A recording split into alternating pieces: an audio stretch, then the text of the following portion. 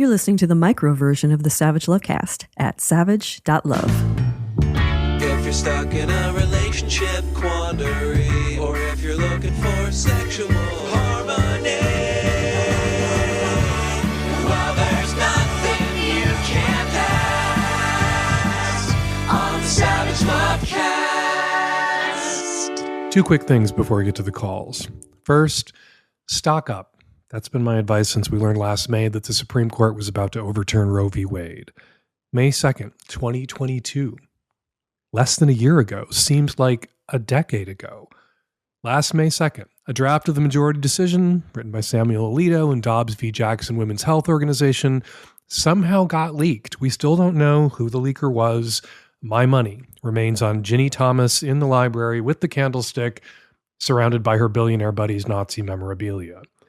Anyway, my advice back then, in May of last year, when the decision leaked, and again in June last year, when the Dobbs decision was officially handed down, my advice now remains the same as it did then. Stock up on mifepristone and misoprostol, the abortion pills, the names of which I can't seem to stop mispronouncing and stumbling over, even after Dr. Jen Gunter was kind enough to come back in the Lovecast and teach me how to pronounce them correctly. They're sometimes referred to as the abortion pill, singular, but medication abortion involves two medications taken within 48 hours of each other. First, mifepristone, which stops the production of the hormone progesterone, which is necessary for a pregnancy to continue, and then misoprostol, which induces cramping and bleeding, emptying the uterus. Mifepristone and misoprostol, or as I like to call them, M&Ms.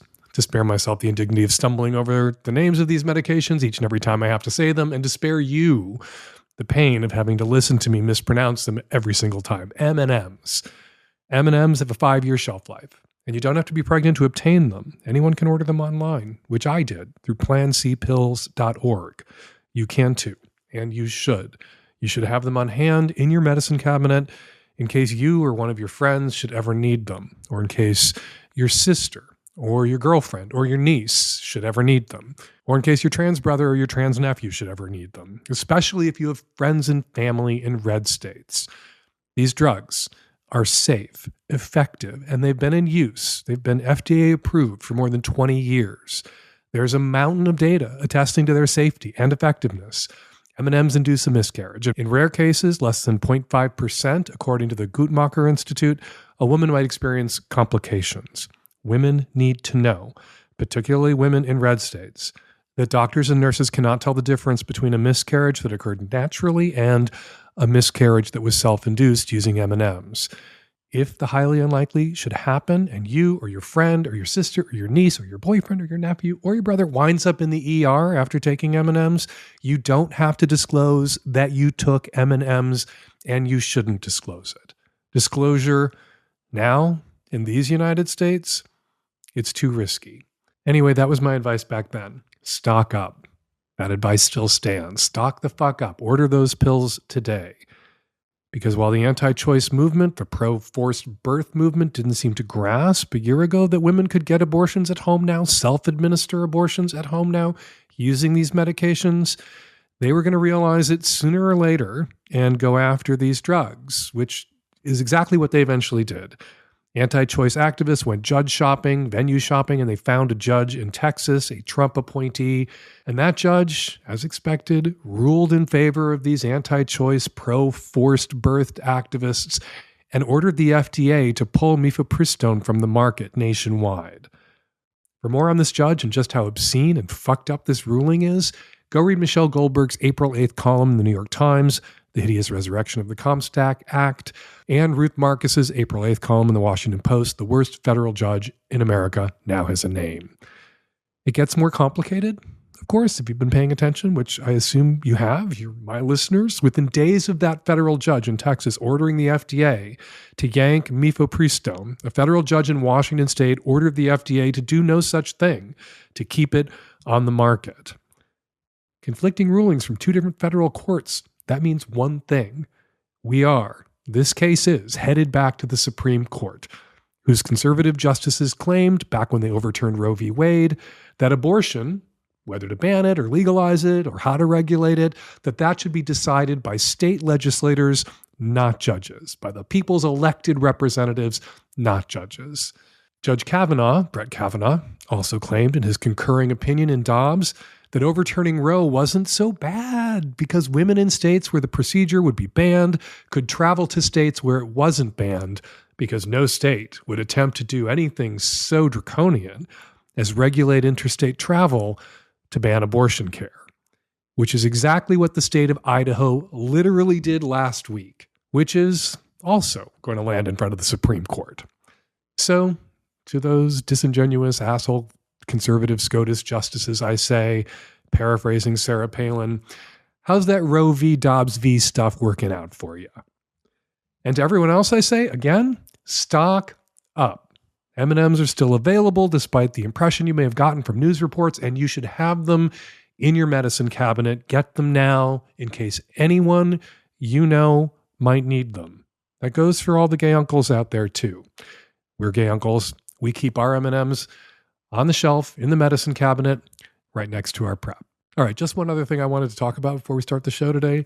Tate Reeves is the Republican governor of Mississippi. He is a straight, married, religious, conservative man and an asshole, anti-choice, anti-LGBT, anti-electric car. Tate Reeves just signed a law restricting the sale of electric cars in Mississippi because fuck you, I guess. And he opposed COVID safety protocols 3 years ago, which may be why Mississippi is the state with the third highest COVID death rate in the country. Tate Reeves is mixed up in a welfare scandal right now. It's complicated. I can't unpack the whole thing, but the state's former welfare director, who is facing criminal charges, claims he funneled more than $1 million in welfare funds to Reeves' personal trainer on the governor's orders, allegedly. Before I say another word, I am not suggesting that the governor of Mississippi, a straight, married, conservative, religious man, is a closet case. Although, as we've seen time and again, married, religious, conservative correlates strongly with closet case. But to be clear, I am not alleging here that Tate Reeves is fucking his personal trainer or has been fucked by his personal trainer or that his personal trainer would even want to fuck Tate Reeves or that his personal trainer has or that his personal trainer is gay. His personal trainer is a married, religious, conservative man himself, according to the cover story about him that I just read in Mississippi Christian Living magazine, the in-flight magazine of Get Me the Fuck Out of Here airline. So again, not saying Tate Reeves is gay, am saying this. It's rare for someone to hire a personal trainer they don't want to fuck. It is almost unheard of for someone to funnel $1 million to a personal trainer they aren't already fucking. So, going to keep an eye on this developing story. Created a Google alert just now for Tate Reeves and personal trainer. I will update you if there are any further developments. All right, coming up on today's show on the Micro Savage Lovecast, tons of your Qs, lots of my As, and on the Magnum Savage Lovecast that you can subscribe to at savage.love. Writer, filmmaker, and activist Leo Herrera joins me.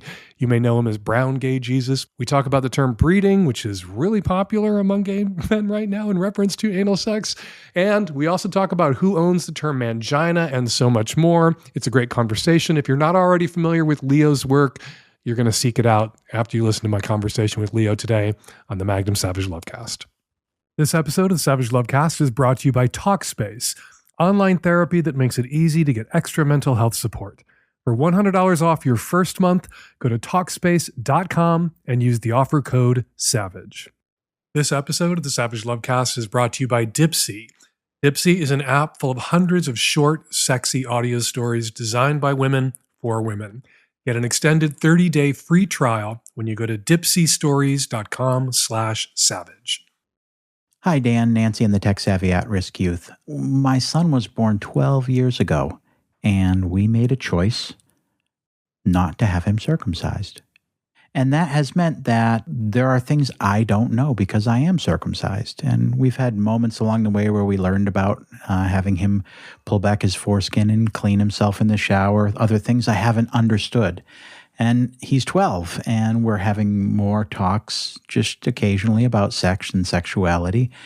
And I would like to get help from you or one of your listeners about being uncircumcised. In particular about masturbation or sex or other things that he should know that I don't know because I am circumcised. Maybe there's more dads in my situation. But if there's anything that he should know, I would be really glad to hear it and pass it along to him. Or if this answer is friendly to a 12-year-old, I'll just play it for him. Well, I understand that your lived experience is all circumcised dick, you personally. Seems to me that it's not hard to educate yourself about the lived experience or the hygienic necessities of the uncircumcised dick, your son's dick.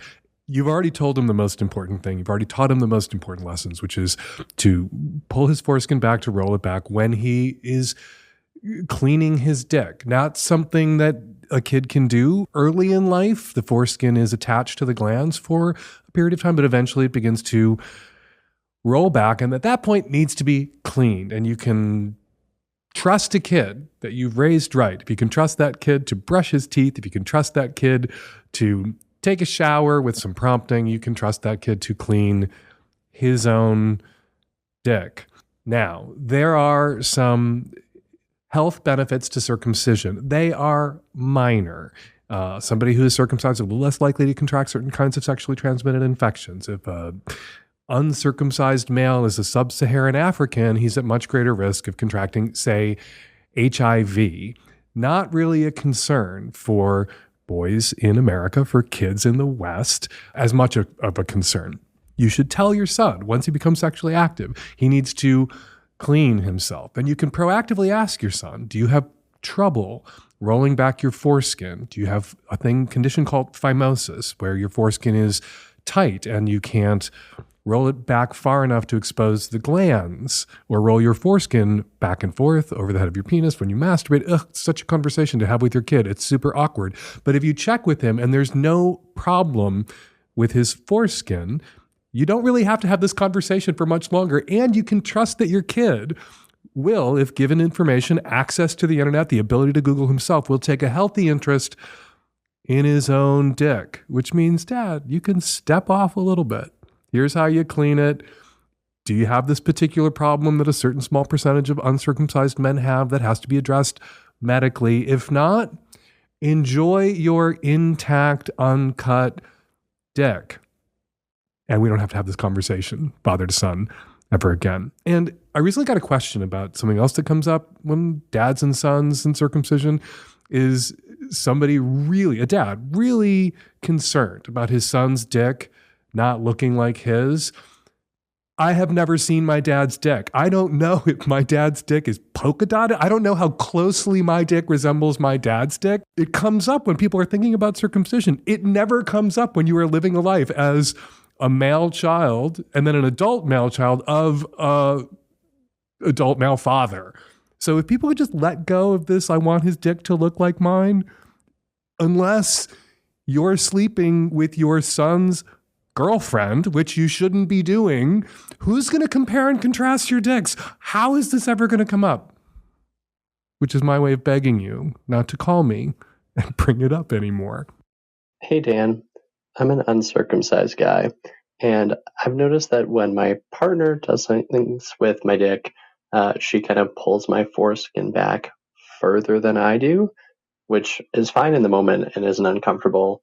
But something I've noticed is that it doesn't go back over the rest of my dick the same way that it does when I jerk myself off. And it's not that situation that I've heard you talk about where it's like stuck around the cock. It just kind of like the foreskin gets a little bit puckered, which to me just sort of looks weird and sometimes can be uncomfortable, just in the sense of like the head of my penis is a little bit exposed.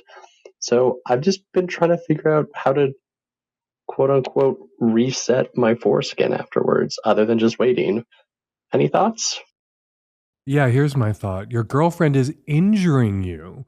She's jacking you off with more force than you use. And she's not grievously injuring you. She's not breaking your legs, but she's bruising your foreskin in such a way that there's some swelling after she jerks you off, or, is deploying some hand job with the blow job, whatever it is that she's doing differently than when you jack yourself off. It's causing a little bit of swelling in your foreskin. She's gripping you too tightly, or she's yanking your foreskin back too hard. rather than trying to figure out how to roll your foreskin back over the head of your dick after she's done slapping your dick around like that, you need to use your words and tell your girlfriend, you're hurting me. Not maliciously, not with ill intent. And then you need to show her how it is that you jack off. And then when she reverts to this form, and I don't think she's being malicious here, this may be a certain style of jacking a guy off that worked for her past boyfriends. Cut guys often do require a little bit firmer a grip, and that fist slamming up and down on the dick isn't yanking a foreskin back and forth with a lot of force, so it's not going to hurt. So she may just be applying techniques to your dick that worked with dicks that she is familiar with from past relationships, and it's just not working for you, and you need to tell her. And then in the moment, if she forgets or, again, reverts to what worked for past boyfriends, you need to speak the fuck up in defense of your own foreskin. You need to rise, object, advocate for your own foreskin in that moment. Now, I don't think she's going to cause your dick to fall off. It's not going to go gangrenous. You're not going to die. But this sounds uncomfortable. And so you should advocate for your own comfort and advocate for your own foreskin in the moment with your girlfriend. You could even just have her sit down and listen to what I just said. And not to hammer away at this, but I would like to point out that I have never gotten a call from an adult male who's uncircumcised, who's stressing out about his dick not looking like his dad's. Here's an uncut guy calling into the show. That is not his issue. So dads, can we stop pretending that that's an issue or something that our kids are going to notice or be worried about when they're adults? Literally not. This episode of the Savage Lovecast is brought to you by Dipsy. We could all use a little more self-love, am I right, ladies? It's easy to get into a rut with fantasies or what you do in bed with a partner. Dipsy can help spark your erotic life and get yourself back to pleasure. It's like having new relationship energy for yourself. Dipsy is an app full of hundreds of short, sexy audio stories designed by women for women. They bring scenarios to life with immersive soundscapes and realistic characters. Discover stories about second chance romances, adventurous vacation flings, and hot and heavy hookups. Radically inclusive, Dipsy has stories for straight and queer listeners, and 56% of stories are voice acted by people of color, and they are totally amazing. You've never heard celebrities like this before. Listen to stories voiced by Sarunas J. Jackson, ER Fightmaster, and Luke Cook. New content is released every week, so in between listening to your favorite stories again and again, you can always find something new to explore. They also have soothing sleep stories, wellness sessions, and sexy stories you can read. Let Dipsy be your go-to place to spice up your me time, explore your fantasies, relax and unwind, or heat things up with a partner or partners. For listeners of the show, Dipsy's offering an extended 30-day free trial when you go to dipsystories.com/savage. That's 30 days of full access for free when you go to DIPSEA stories.com/savage. dipsystories.com/savage. Hello, Dan, Nancy, and the tech-savvy at-risk youth. I am 40 years old. I would like to start an OnlyFans page. I like to be looked at, and I could stand to make a couple extra bucks. I'm a small business owner for a graphic design and apparel company, and I'm a single dad to an 11-year-old. I know that judgment is something that happens and there's no way to avoid it, and I know that putting myself out there is a risk that I would, have to take if I want to move along this path. What I'm hoping for is some insight on how I could potentially navigate this to minimize the risk of, my biggest fear is somebody making a case that it's inappropriate for me as a single father. I'm not worried about my son's mother doing anything about it. I know that she wouldn't have anything to say about it either way. But it's all the other people in this little community. I don't know. If you have any kind of insight, if your listeners have any kind of insight, I would love to hear it. There's a big market out there for hot daddy porn. You're a 40-year-old hot daddy. Should you rake in those extra bucks? You have an 11-year-old kid. You're a single dad. Seems to me, erring on the side of caution, knowing how kids are and knowing how self-conscious kids in middle school are, that you might want to kick this can down the road just a little bit. you're a hot dad at 40, you will be a hot dad at, say, 47 when your kid is 18 and out of high school. I realize this makes me sound a bit conservative. I know people who are sex workers. I know people who are professional dominatrixes. I know people who are porn stars. Stormy Daniel, parent. Possible to be an out sex worker, pro-dom porn star, and a good parent. But if you're worried about being outed, even if it wouldn't cause conflict with your spouse, that your ex-spouse that you're co-parenting with, I would hesitate to do this if I were you, because having a dad who's, gets busted for doing a little bit of porn, that's going to land very differently if you're a freshman in college than it's going to land if you're a 7th grader and all of your peers find out. If it becomes a thing, and it could become a thing. People doing porn get outed all the time. There was a traffic court judge in New York City who just lost his job because his really rather explicit and, thirsty escapades. He was making porn. He was doing OnlyFans. He was doing Just for Fans. That surfaced somehow. Somebody outed him. He wasn't very discreet. He talked about being a judge on his not safe for work Thought Twitter account, and his face was all over it. So he kind of outed himself, but people get outed all the time. And porn on the internet has a way of just, landing places that you never expected it to land, because things just go, go, go. And so your kid is 11. My dad's doing porn and all of my peers have seen my dad's dick. At 12, that could cause for your kid trouble at school. Your kid could be bullied, and your kid is highly likely in a situation like that to resent you as much or more. And I realize I'm spinning out a worst case scenario here, but he's likely to resent you as much or more, probably more, than the peers who are bullying him after they saw his dad's dick on the internet. So I would advise you to keep your dick off the internet for 5 more years. It'll be 16, 17, 18, ideally wait till 18. And then go be the hot daddy porn star that you want to be. Decluttering always feels good. You know how when you finally get around to it, when you finally get everything sorted, you feel so much better? Same thing goes for your mind. Talking to a therapist from Talkspace can help you declutter your head, and you get just that same renewed feeling deep down. You will feel so much more clear-headed and calm. Talkspace is a new, more convenient way to find a therapist and to actually follow through on meeting with your therapist, because everything is done online. Find the therapist you really click with, then you meet virtually whenever it works for you and your schedule. There's no having to take time off work. There's no scheduling childcare or hurrying to an appointment. It's therapy designed to fit into your life. Finding a therapist can feel overwhelming, but Talkspace takes the pressure off that first step. Talkspace is the more flexible, convenient, and affordable way to get high-quality care. At Talkspace.com, you match with a provider that's right for you, usually within a day or two. And Talkspace has thousands of therapists with all kinds of specialties.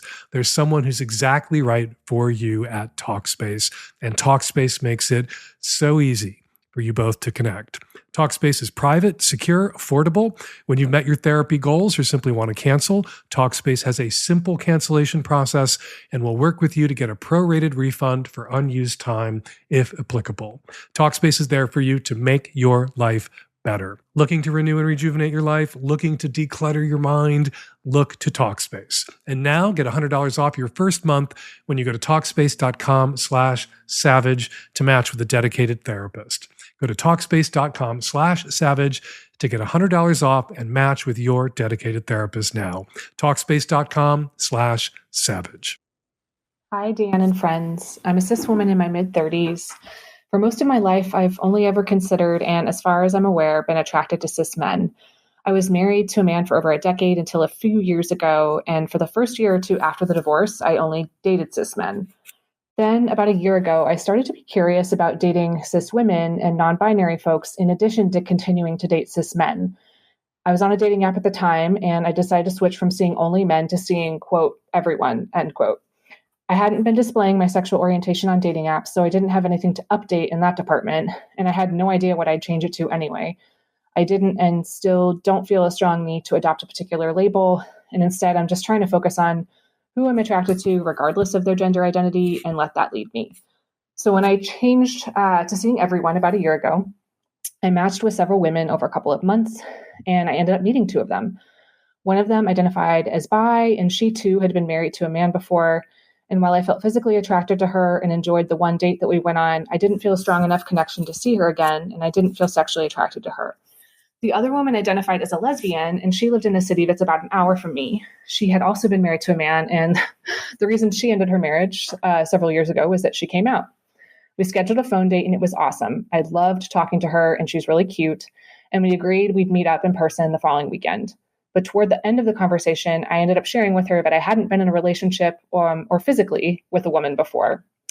And the next day, I got a really long text from her, kindly and carefully telling me that she didn't want to meet up anymore or be in touch because she was worried it was too risky for her emotionally. She said that she was worried about what it would be like if I was disappointed by the experience of being with her physically. And she also mentioned that a common stereotype of bi women held by lesbians, according to her, is that they'll always go back to a man. I was bummed, but I was also kind of freaked out. Like, what the hell? Am I totally screwed here? Are most people not going to want to explore dating with me because of how they read my sexual orientation and what they think that means about my willingness to commit or my trustworthiness in a relationship? And are most people in their 30s, 40s, etc., are they averse to being someone's first time? Obviously, it wouldn't be my first time, but like my first time with a woman. And I should say, I'm actually not worried about that. I know my body, and I know that I would have to figure out what any sexual partner is into versus assuming that I know exactly how to get them off. And that goes for men too. So I'd love your thoughts on where to go from here. A few people have told me that I should just go to a gay bar and hook up with someone. But again, like, I'm not worried about getting over the hump of my first time with a woman. I would like to like have some sort of a connection be the root of exploring something with someone. And then is this stereotype about lesbians and their view of bi women true? It's a generalization, obviously. I'm guessing it's not true for everyone. But anyway, just love your perspective. Like, what do I do? There are women out there who aren't going to want to be your first same-sex experience. There are women out there who would be thrilled, excited to be your first same-sex experience. You don't want to wind up in bed the first time you're in bed with a woman with somebody from that first group. So this woman that you had that wonderful phone date with who then tapped out, she did you a favor, right? She's not the right person for you to have your first same-sex experience with. And as a bi woman, she's probably not the right person as a lesbian who holds these stereotypical, but not necessarily entirely ungrounded beliefs about bi women. There's a lot of bisexual people out there who are hetero-romantic, who enjoy sex with same-sex partners, but don't or can't form romantic attachments with same-sex partners. If you're gay or lesbian and you can form a romantic attachment and a sexual attachment with someone, and you've been burned a few times by people who are like, I'm just in it for the sex, and you kind of fell in love with them, that can make you a little fun shy, right? And that may be her experience, and she's entitled to her experience and to pruning her dating prospects based on what she's comfortable with. And you can argue about it and you can be hurt by it, or you can remind yourself that there's a whole lot of bi women out there for you to choose from. There's a new Gallup report out. There's just been a huge boom in people under the age, millennials and Gen Z who identify as bisexual, baby boomers. And I am not a baby boomer, but except by a couple of weeks, which I'm always really embarrassed about. But most baby boomers who were LGBT were L or G. Very few bisexual identified baby boomers. But when it comes to Gen Z and millennials, the overwhelming majority of millennials and Gen Z who are queer, who are LGBT, are bisexual by a factor with Gen Z of like 5 or 6 or 8 or 10. It's just so much potential pussy out there for you that isn't going to have a problem with you being bi because that pussy's bi too.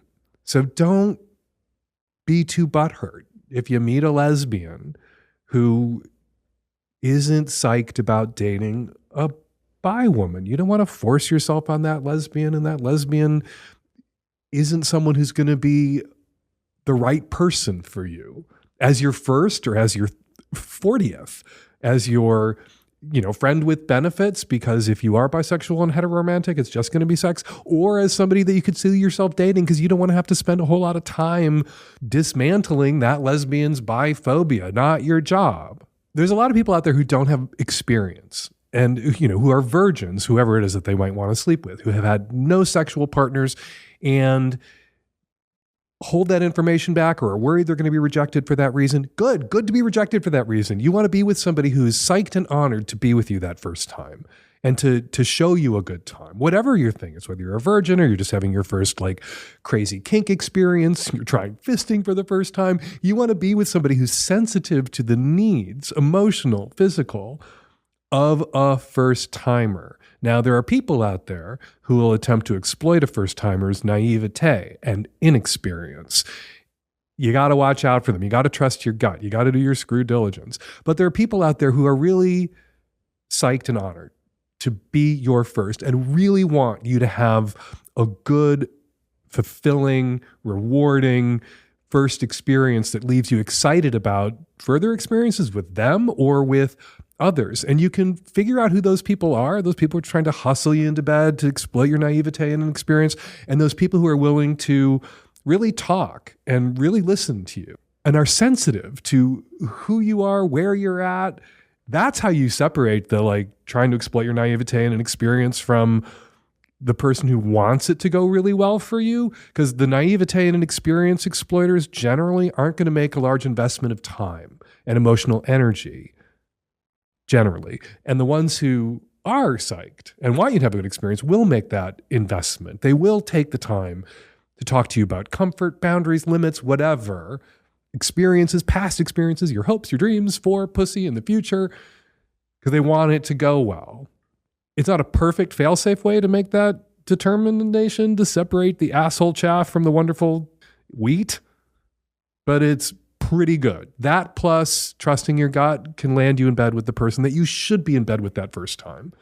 And okay, there are some lesbians out there who don't want to sleep with you, bi lady. There are 8 times as many bi ladies your age and your age group and your demographic out there who are dying to eat your pussy. Go find one of them. Hi, Dan. Cishet male from Toronto, Canada here. Going through a divorce from a 21-year relationship with a person I've been together with since high school. I'm sure I'm going to catch some flack from you for that. And our marriage was, by all accounts, very good, except for the fact that my wife and I both have individual fetishes, which we were very much aware of and very GGG in fulfilling. But my wife's fetish was BDSM related, and she discovered that through experimenting with this and going out and meeting other people and playing in these spaces and with other people who shared that actual fetish, the bond that she got doing that was what she was truly looking for. And that was incompatible with being married to someone who didn't share that fetish. And so that's the primary drive for why our marriage actually fell apart. And I'm struggling with some resentment because of that space. As someone who has a fetish themselves that is crucial to their sexual identity, I am very sympathetic and empathetic to the need for that. But yet I can't help but look at some of the space and be like, that's the reason that everything fell apart. And I'm just struggling with some resentment in that area that I'm wondering if you have any thoughts about. And the second part is more of a societal question. The awkward reality of our marriage is I was very much the breadwinner, and I really almost single-handedly provided financially for both of us, as well as my ex's sister and her partner living with us, because she really wanted to live with her sister because they are very close. So I basically almost single-handedly provided for 4 people. And now that our marriage has ended and going through divvying up the financial side of things, as someone who considers themselves a fairly socially progressive person, I'm really surprised at how angry I am at how unfair it feels that I financially provided the vast majority of the support for everyone involved. And yet I still have a huge financial hit on the way out the door, in addition to the emotional damage. And I'm really struggling with how to wrap my head around that and square that circle.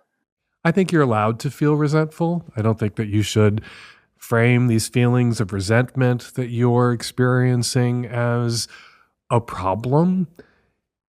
You were with this person for 21 years. Hopefully you'll get to a point in the future where you look back on the marriage and regard it as a success, not so amicable at the moment, painful at the moment. But down the road, hopefully, you and your wife will circle back, you and your ex-wife at that point, and be able to be friends. And even if you don't have what you used to have, you'll be able to honor what you did once have and once meant to each other. Sometimes resentment in a case like this can be emotionally useful. You're wounded. You're bleeding. Resentment can cauterize a wound. So rather than feel as if you're not entitled to feel resentful, go ahead and feel resentful. Go ahead and pull back emotionally from your wife. You need to pull back emotionally from your soon-to-be ex-wife and wallow and stew in your resentment and anger, but then work through it, maybe get into therapy, talk to somebody who can help you pull apart what the end of your marriage meant. But don't tell yourself you can't feel what you're feeling right now. Don't struggle with the resentment, but feel the resentment and allow the resentment to be useful to you. Cauterize the wound. Don't tip into bitterness, lifelong recrimination. Don't become some obsessive about the wrongs that were done you. Don't nurse the resentment. Utilize it temporarily. And, get a grip on it, get some perspective on it in therapy. And yeah, struggle number 2, it sucks now looking back that you feel used. Your wife wanted her sister, who apparently can't get a fucking job, to live with her, and her sister's partner who couldn't get a fucking job. And you were the sole means of financial support for these 3 people. I can see why that would add insult to injury. What can you do about it? Well, now nothing. And you're going to take that financial hit as your marriage ends, and you would take that financial hit even if you hadn't been supporting your wife's sister and her husband. But look at it this way. The financial hit you're going to take, is it worth it to get not just your wife, who maybe you didn't want out of your life, but maybe it's worth it to get your wife's mooch-ass sister and her mooch-ass partner out of your life? How much is that worth to you? It may seem right now a huge number, but if you amortize it over the next, you're a young man still, the next 10, 20, 30, 40 years, may seem more reasonable, may seem, in that accounting, worth it to have these 2 fucking mooch-ass adults out of your fucking life. This will get, for you, easier in time. This moment, as your marriage ends. And I gotta say, your wife's reason for ending the marriage, that she started to form more intense sexual connections with her BDSM play partners, seems to me not a great reason to end a marriage of 21 years with someone who allowed you to go have those intense connections with other people. Seems to me that maybe you guys could have stayed married and maybe been a little less married to each other. But then you know what you don't get if you stayed married and were less married and, she had her play partners and was able to have relationships with them. You know what you wouldn't get out of that arrangement? You wouldn't be rid of her sister. You wouldn't have your sister-in-law out of your fucking house. Seems to me that that's worth paying just about any price for. And I bet, give it 3 years, 5 years, you in a new relationship, you no longer having to pay everyone's bills, just your own, you seeking out a partner in the future who has a fucking job and can pay their own bills and is into you and into your kink, you may wind up 5 years from now feeling grateful to your wife for ending a marriage in which you were being used in a way that wasn't clear to you while you were in it, and with somebody that you had a sexual connection with, but not the kind of sexual compatibility that hopefully you will have with your future partner. A future partner, again, that you're going to prioritize, gainful employment, pays their own bills, shares your kinks. Hi, Dan. I'm a long-time listener, Magnum subscriber, and I'm calling in because of my brother's recent arrest due to downloading and watching underage pornography, teenage girls. It's awful what he's done, and he's seeking help and will be in the police system for a number of years, just getting it dealt with in terms of the investigation, hearing, potential jail time. But the thing I'm calling into you about is how this has completely cut me off from all my sexuality. I would say I'm pansexual, but in a marriage to a man, and pre this, pornography was the way that I would connect with my other side of sexuality that couldn't be fulfilled with the relationship. I would also have a pretty good sex life, and I've just felt completely shut off, not wanting to have sex, being able to masturbate, not wanting to access porn, but also really missing this massive side of myself that I just cannot help but have cut it off. What do I do to get back to myself? I don't feel like I even want to touch myself. I feel like it's completely just killed something. If you're having a hard time right now separating your sexuality from your brother's crime, that might be something you want to explore with a therapist. There are probably dozens, hundreds of people arrested in the week before your brother was arrested for downloading that pornography, who downloaded child porn and or worse. It didn't touch you or implicate you in the same way that your brother's arrest did. Your brother's arrest, when we hear about terrible crimes being committed by people who are outside of our social circle, social orbit, it's easier to wall ourselves off from that, to be aware that it's going on, aware that it's happening, but not feel personally implicated. And you are, in a sense, personally implicated here, not guilty, not guilt by association or anything, but there are some decisions you're going to have to make about your relationship with your brother going forward. Are you going to be there for him? Are you going to provide any sort of emotional support for him? Are you going to maintain this connection with your brother? And that may be, those huge questions that anybody who has a family member who's committed a terrible crime has to wrestle with, may be crowding out right now your ability to feel sexual.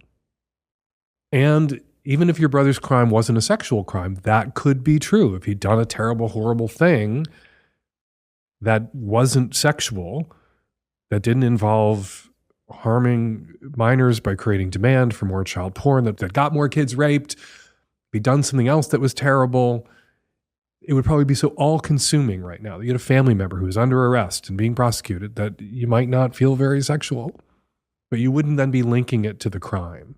So what you need to do, and might be better able to do with the help of a therapist, is de-link your sexuality from your brother's crime. That is a false association that you're making right now.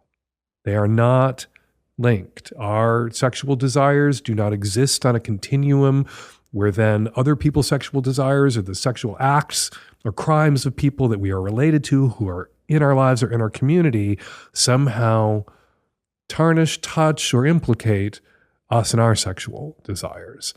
Right now, it may be that you're just so overwhelmed by what's happening that your libido has tanked and it isn't actually related to the crime that your brother committed. Or, again, you may be making a false association there.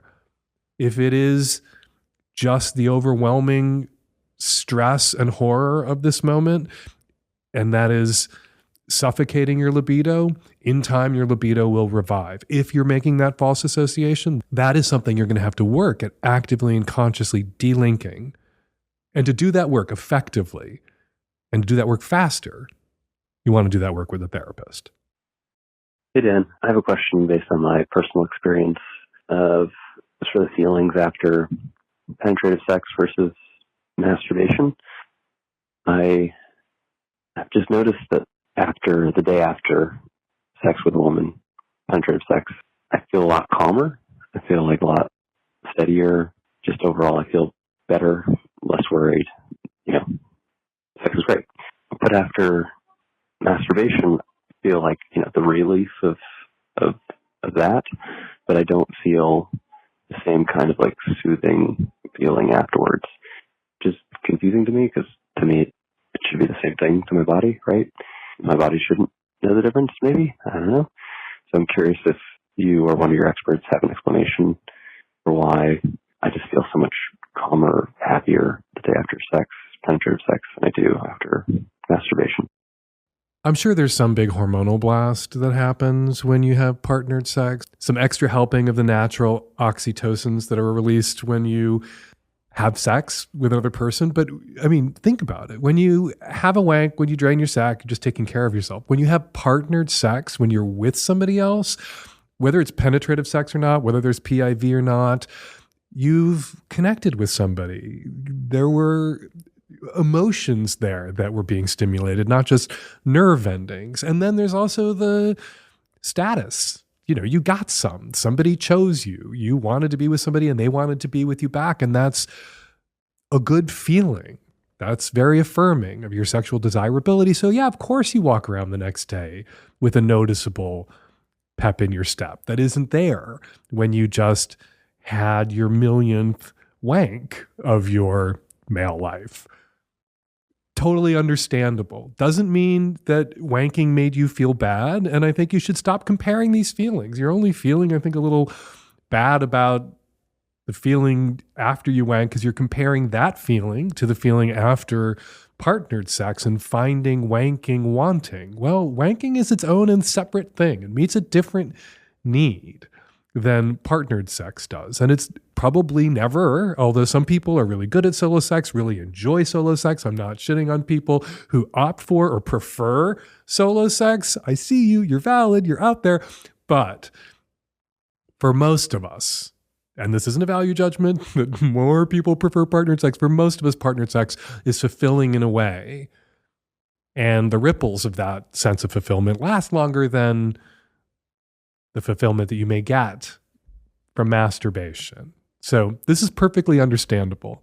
I would urge you to enjoy masturbation for what it is for you. And then when you have partnered sex, to enjoy that, the sex itself, the good feeling the day after, and then stop looking over your shoulder at the last time you masturbated and feeling like there was something wrong with that, or that it didn't also improve the quality of your life in some way. It didn't also meet a need. It didn't also feel pleasurable. It was also good. For you, not as good as partnered sex. Stop comparing them. All right, before we get to this week's listener response calls, let's check in on the comments on last week's show at savage.love.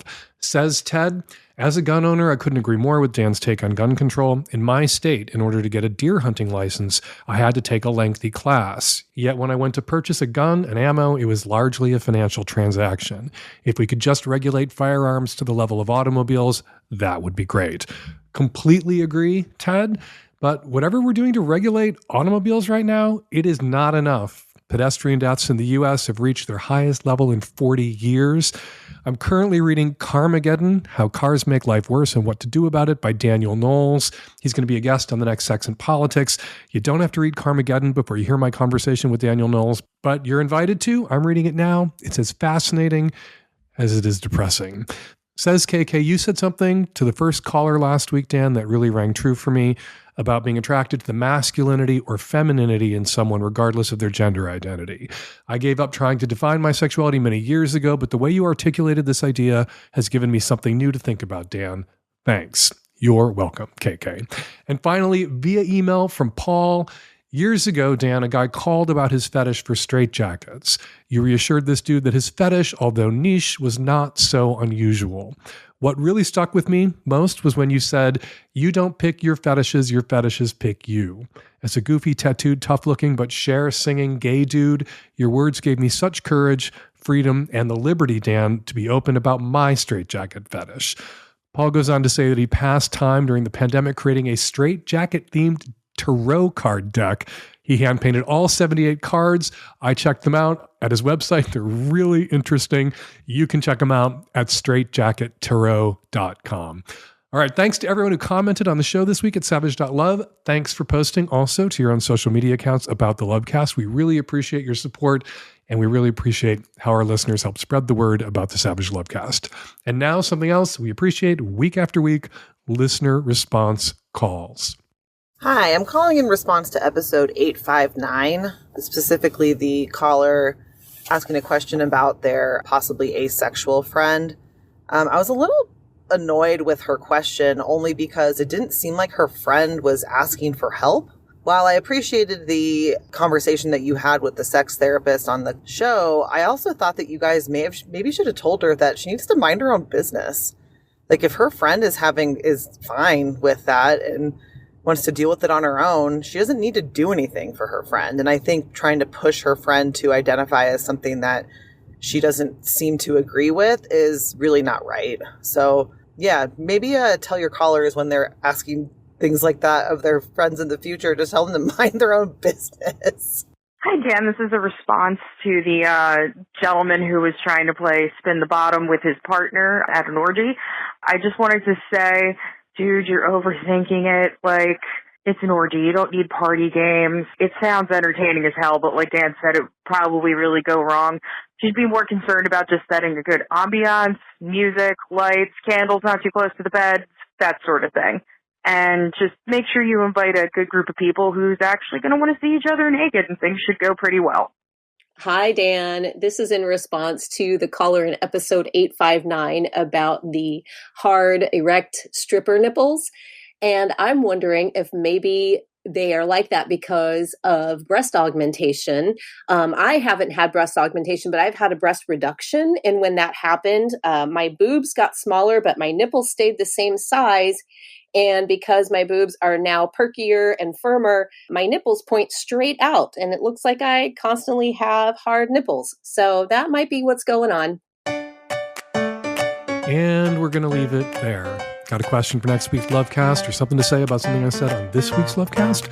Go to savage.love/askdan to record your question or your comment, or you can use the voice memo app on your phone and email your question or your comment to q@savage.love, or you can call and leave us a message at 206-302-2064. The 2023 Hump Tour continues across North America. Go to humpfilmfest.com for tickets. And our first European tour is on now. We're in Zurich this weekend, Amsterdam in May, Munich in June. Most exciting of all, we are in Berlin April 21st and 22nd, and I will be hosting the screenings in Berlin in person. If you want to join me for Best of Hump, some of the best films from the first 17 years of the Hump Film Festival, go to humpfilmfest.com/Europe. The screenings will be at the Movie Mento Theater in Berlin. For all the info, all the details, and to get your tickets again, humpfilmfest.com/Europe. Follow me on Instagram and Spoutable at Dan Savage, still on Twitter at Fake Dan Savage. Follow Leo Herrera on Instagram at Herrera Images. And check out the Fathers Project at iftheylived.org. The Savage Lovecast is produced every week by Nancy Hartunian and me and the tech-savvy at-risk youth and Nancy. We will all be back at you next week with another installment of the Savage Lovecast. Thank you for downloading.